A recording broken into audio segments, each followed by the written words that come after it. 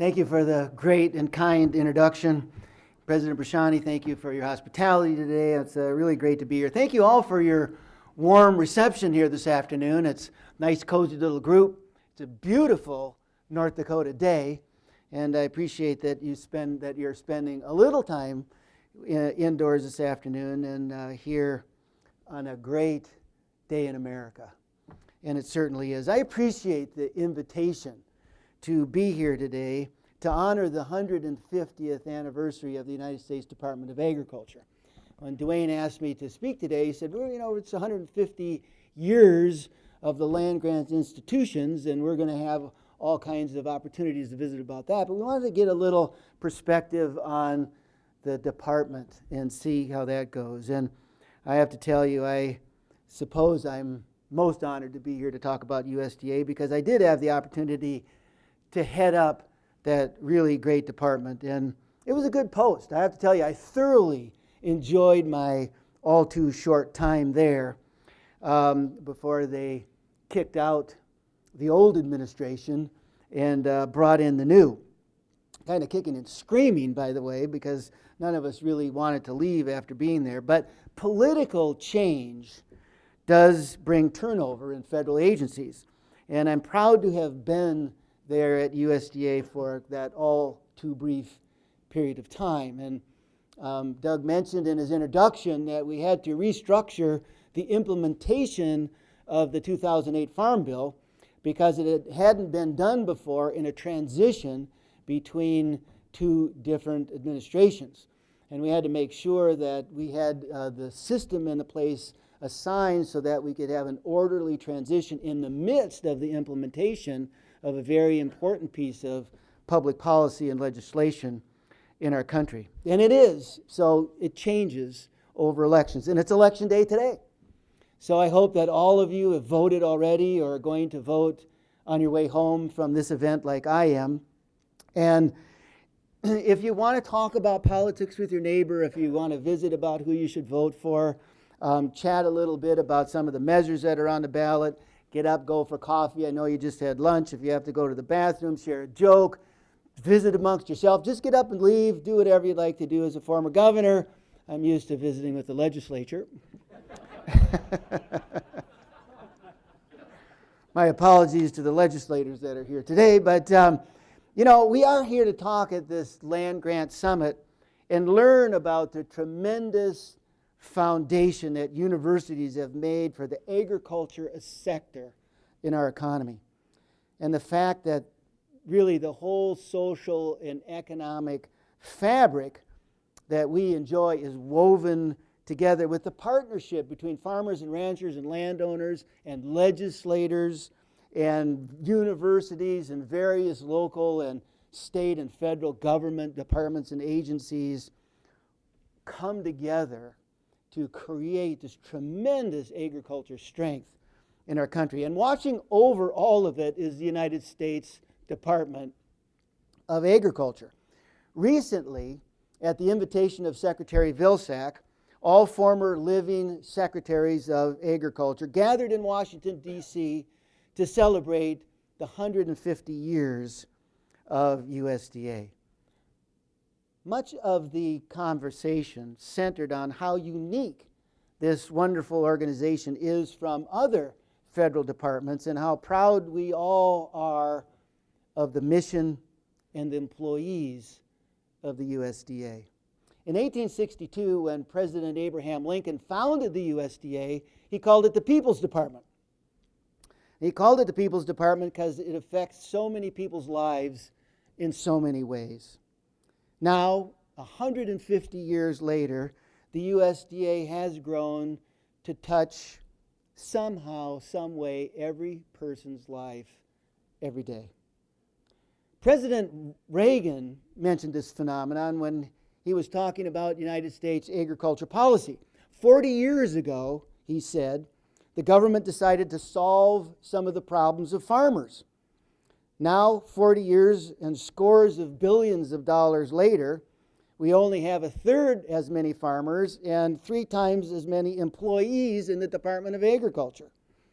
He said that in 1972, And I can tell you that now, after another 40 years have gone by, those ratios haven't really gotten a lot better. But with the mission of overseeing the production and consumption of the most abundant and least expensive and safest food supply on earth, USDA brings a foundational strength to the United States of America that is the envy of all others. The department delivers the mission with a commitment, a passion, and a friendliness that is way above what is expected from a government entity today. You know, I first realized this shortly after arriving at my new job as helm of this organization. I wanted to get to know the department as best as I could. And we had developed a transition plan that allowed me to get to know the employees, to get up to speed with each agency in the department, and to interact as much as possible. This included everything from lunchroom gatherings to working out in the gym at USDA, being in all the different places, research facilities, every place I could get to within a short period of time. But that was internally. And one of the other things I wanted to do when I got to Washington was to learn about the other departments in our U.S. government, to learn about the other agencies that were there. And I set about to meet the other cabinet members and to find out about their facilities and their missions and what they do. And as these meetings were getting set up, I observed that people were coming to see me at USDA instead of me going over to their departments and find out what was going on. And I asked our scheduler, I said, why is that happening? After all, I kind of wanted to go see where they were and what their offices were like and their buildings were like. And she responded to me and said, people would rather come to USDA because it's more enjoyable. That kind of piqued my interest as to what was going on in Washington. I had to find out what that was all about. And I soon realized in the beautiful architecture and culture of Washington, D.C., most of the operating departments are dark. They're somewhat dreary with standard layouts and crammed quarters. Employees are working hard for sure, but they're so absorbed in their work that developing relationships with their coworkers and their leaders really suffer in a lot of places. And that's why people liked to come to visit at USDA. They wanted to experience the warmth and the friendliness that the USDA organization provides. And not only in Washington, D.C., but really all over the world.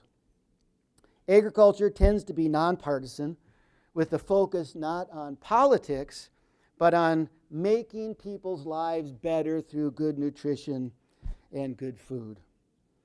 Everyone has an interest in that.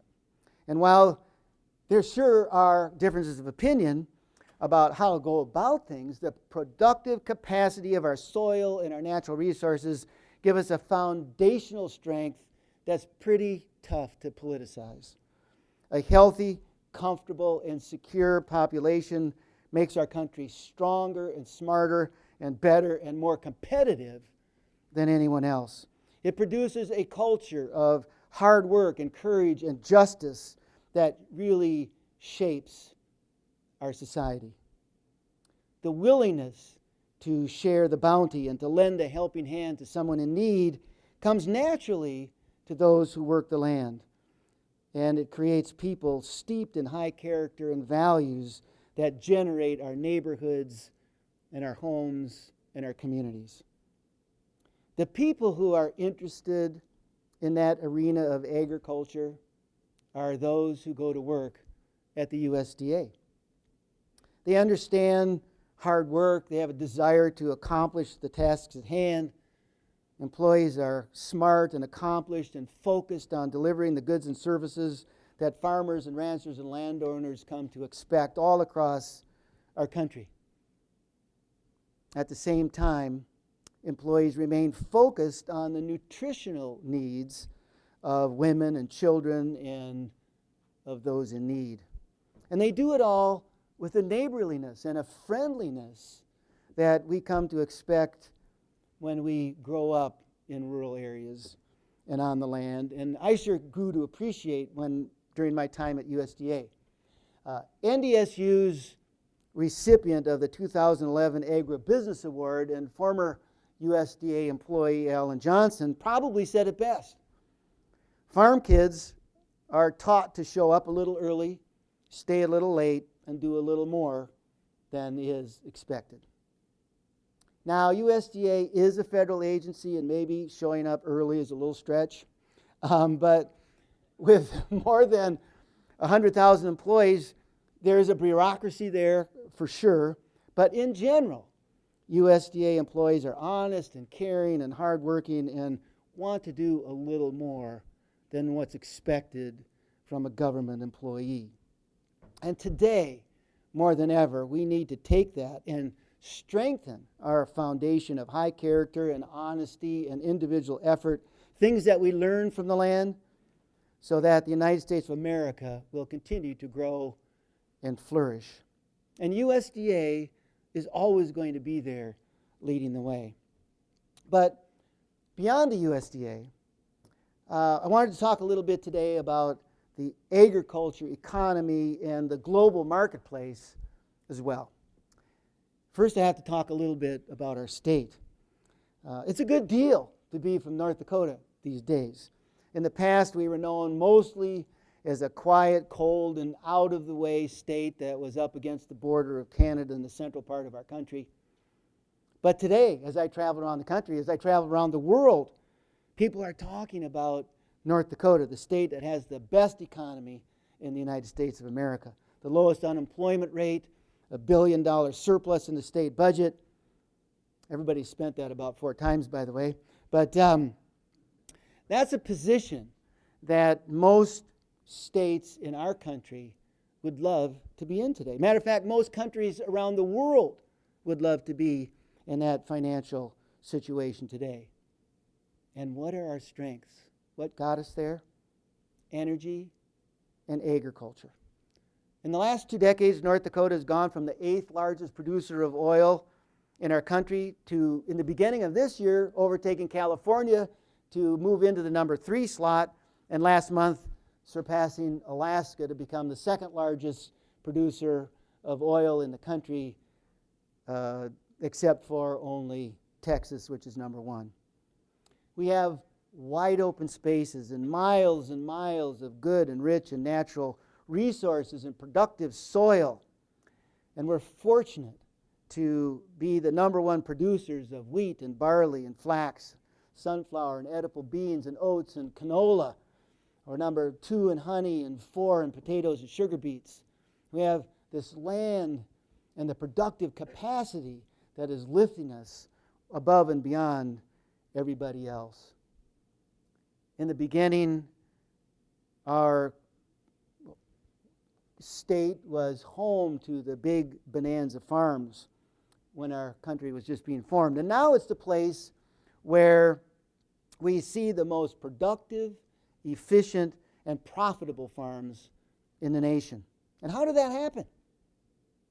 Of course, I believe that it was good governance in the 1990s, but you see, the strengths come from the soil. It's the productive capacity of our land and its natural resources that makes North Dakota great. And it's that strength of the land and production, agriculture, that influences the everyday lives of people and governments in our world. So not only does the USDA affect people's lives, but agriculture is becoming increasingly an influencing factor in the nutrition, global trade, and public policy.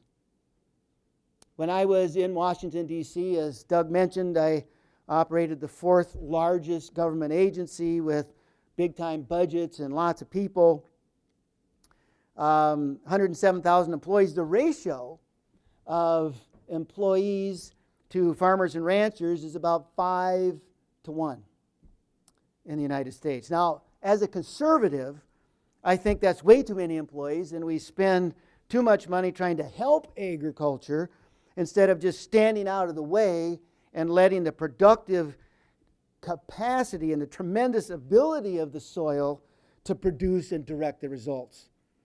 We'll leave that discussion to a different time. But my point is the public support for agriculture in our country is beyond measure. As we put the tax dollars into our department and our employees and our programs, that public support has always been there. And we've seen this sector of our economy, the agriculture sector, become stronger because of that. Agriculture arena certainly has improved with the food fiber, the fabric and fuel production around the world becoming more productive, safer, cleaner, and more mobile. Today, we do produce enough food to feed everyone. World agriculture produces 17% more calories per person today than it did 30 years ago, in spite of a 70% increase in population. Think about that. Population went up 70%, and on a per-person basis, we're still delivering 17% more in calories. Now, that's enough to feed everybody in the world. It's not always in the right places, and we know that. It's about 3,000 calories per person per day in our world, but in recent times, we've seen political and social unrest and millions of people malnourished and in fact dying because we do not have enough food. 5 million children around the world die each year because they don't have enough to eat. Almost 1 billion people are undernourished. And now the ongoing global financial and economic crisis is going to push even more people into poverty and hunger.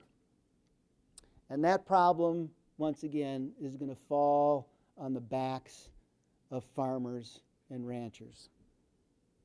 I'm concerned that we cannot keep up the pace of increasing our crop yields for feeding our growing populations. We face serious challenges in the long term to grow enough food without adding any more land or water. We have approximately 80 million new people in the world each year. And that means in the next 5 years, there'll be 400 million, more than 400 million new mouths to feed in our world. That's adding more than the total current population of the United States of America every 5 years. The challenges of providing nutrition to that growing population are enormous. And here are 5 things that I believe that we all need to get involved in to meet these challenges that are coming our way.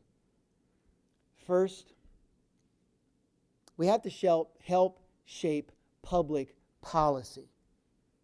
How our governments respond to encourage production, increase yields, influence profitability, and support global trade and distribution are very important. Now, all countries develop policy in different ways, but don't kid yourselves. Producers of nutrition can have a tremendous influence on policymakers. Hungry people make for unstable governments, and politicians know that.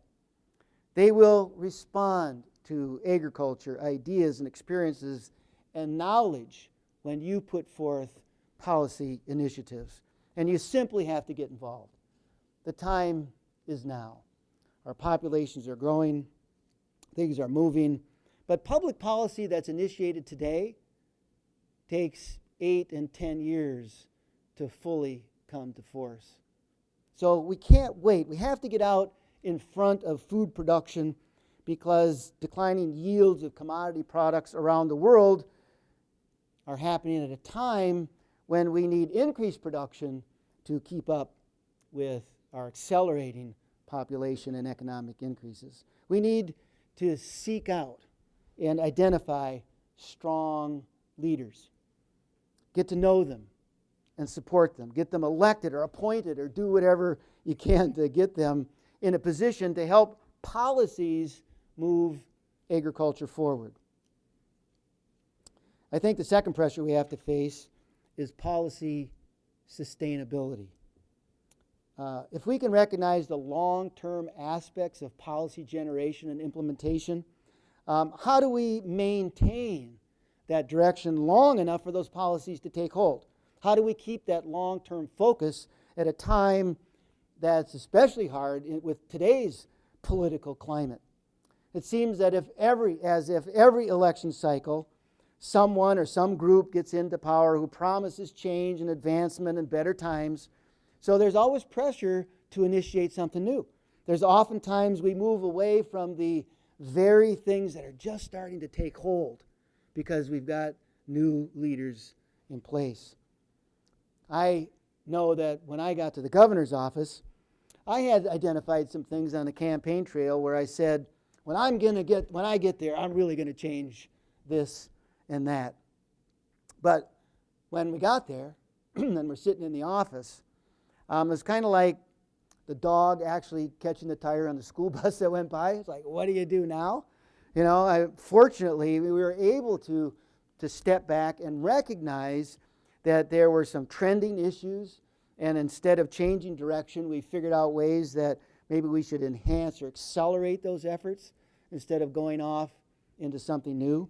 Now, that's not to say that we didn't have to completely change direction on some fairly substantial issues as we faced a tough economy in North Dakota in the 90s.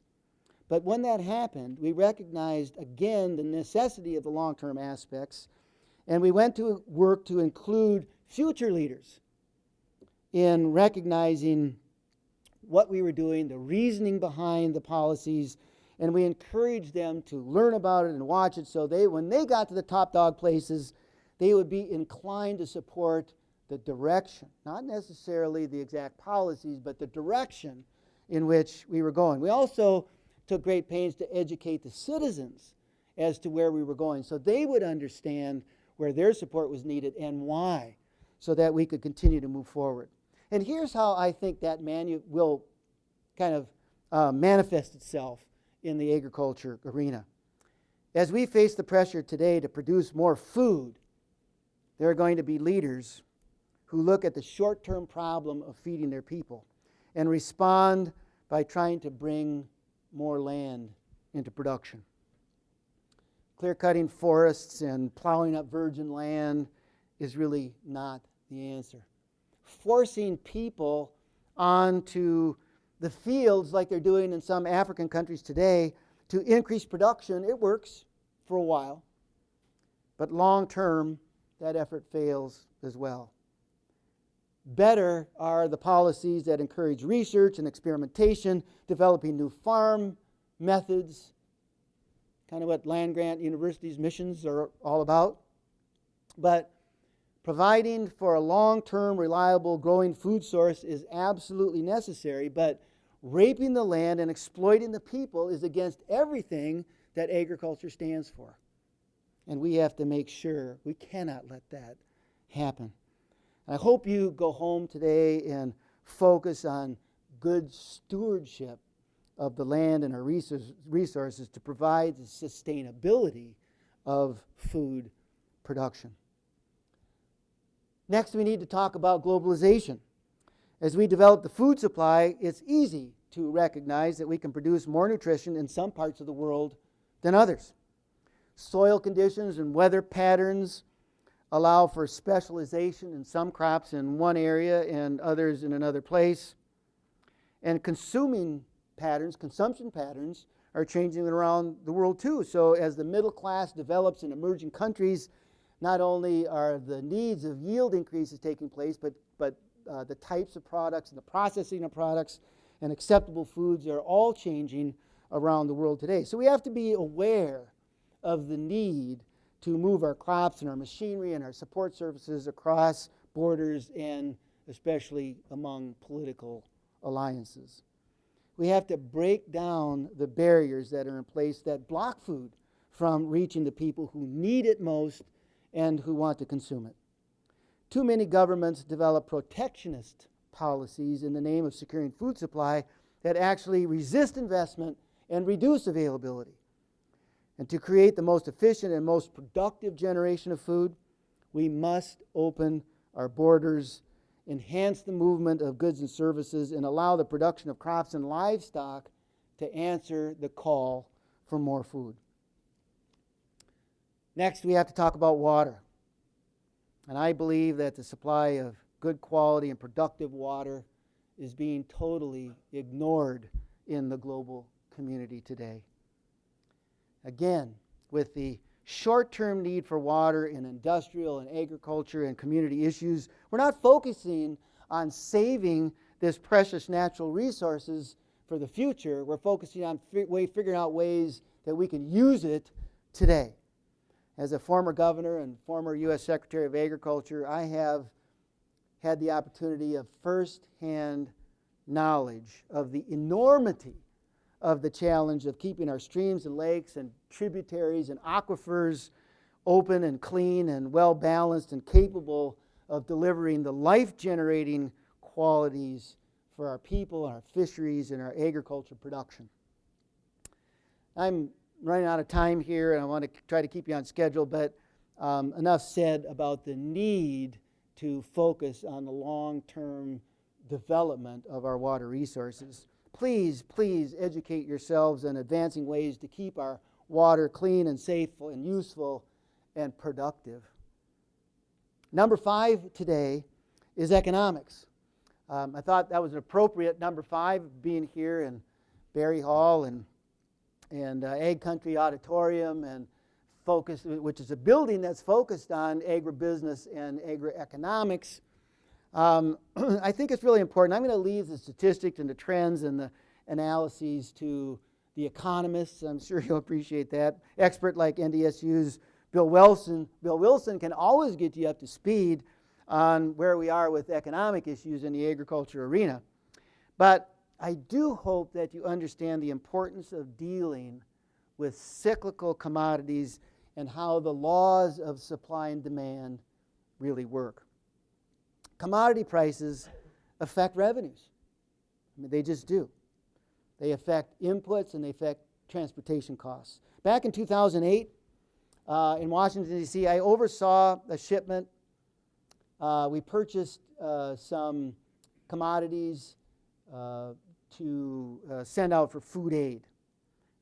We purchased and shipped this food aid from the citizens of the United States to send to a country in need. Now, by the way, I'm sure most of you know, because most of us don't know, that the United States of America, the taxpayers in our country, supply more than 50% of the food aid in the world today, last year, the year before, every year, and we will continue to do so. So you might ask yourself, why do other countries beat us up for not doing enough? I don't know, but when I was out there, it sure seems like we were doing enough. But the story here is shipping a $200 million effort for food aid to another country. Of that shipment, only about $90 million of food got into the street. The rest was transportation. And I point this out now to give you an example of the complexity about how commodity prices, in this case fuel, affect your business. Actually, this shipment was all tied up in policy and commodity prices, and we have to ship food aid on American flag vessels, of which there aren't many, and trying to get all of that loaded. And anyway, it was a disaster. So $200 million project, $90 million of food actually got to where we needed it. And how those commodity prices and the laws of supply and demand and the economics affect us is huge. If your revenues go up because of price, it's likely that your input costs are going to be going up as well eventually. If your input costs go up, your profitability goes down. If your profitability goes down, you simply don't have the capital that's required to invest in new technology and new equipment and new storage and distribution tools. And we don't advance the increased food production that we need. Some of the same principles apply to your individual agriculture operations as they do to governments around the world on economics. But I believe it's becoming more and more important to have our populations and our businesses and our government leaders know and understand the basic economic principles that have been proven over and over again to work. We need to be encouraging our education system to instill economic understanding in our students. We have to attend seminars and conferences that help us apply solid economic principles to our agribusinesses and our production operations. We must push our leaders, we have to push our leaders to not only understand core economic theory, but to apply it in the public policies that they develop. Now, these are my 5 thoughts for the day, and I know I've given you a lot of work to do here when you leave, but I hope that you understand how important all of this is as we learn how to increase agriculture's influence on world affairs. Food is what really brings strengths to a society. And I said before earlier, but I think it's worth repeating, agriculture creates a healthy and comfortable and secure population and makes us stronger and smarter and better and more competitive. And that's what agriculture is all about. And don't discount the importance of your work and your ability to influence the affairs of the world. After all, we are agriculture, and agriculture will lead the way. I wish you Godspeed in your efforts.